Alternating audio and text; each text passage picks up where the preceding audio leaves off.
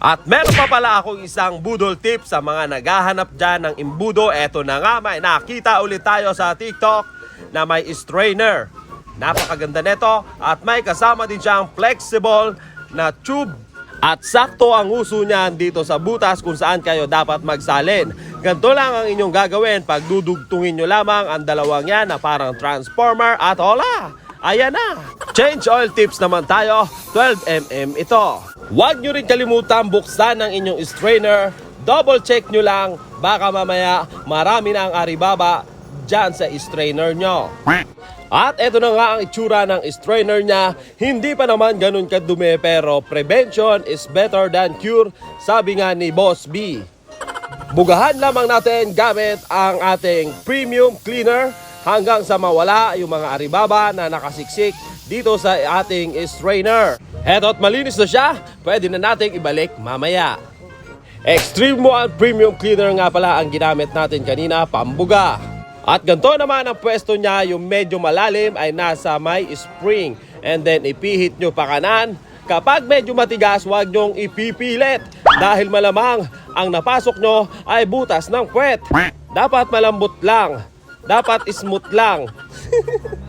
Meron kasi mga strainer cap na 14, 17, ayan, depende yan sa unit na gagamitin nyo. Pihit pa kanan and then smooth na paghigpit lang.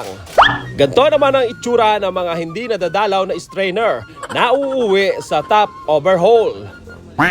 Kung nakabili ka ng 1 liter oil, katulad na lang netong sa Extreme One na may 1 liter at 700 lang ang laman ng iyong engine, ganito ang iyong gagawin. Buksan mo lamang ang takip and then yung pinakasil niyan, kutusan mo na para bang nagbibida-bida ka sa customer mo. Double check mo kung ilan talaga ang maximum capacity ng engine and then yun ang ilalagay mo. Since 1 liter nga ito at 700 lang ang kailangan mo, sa gilid niyan may transparent dyan at makikita mo ang level ng yung oil. Ito ay 1,000, dapat may matitira ditong 300. Meaning sa baba tayo titingin ng level ng matitira. Sa ibabaw ng 200, malamang 300 yon. At magagamit na nga natin itong ating embudo. Hindi na tayo gagamit ng dahon o kaya plastic o kung anumang bagay na pwede nating isiksik sa butas dahil meron na tayo magagamit na embudo na murang-mura lang ang halaga.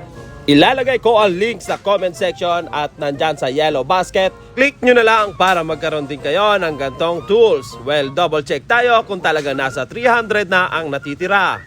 At be aware tayo na dapat sakto, mas maigi na sakto kaysa kulang. Ayan, 300 na. Tama na ang exposure ng kamay mo, Mar.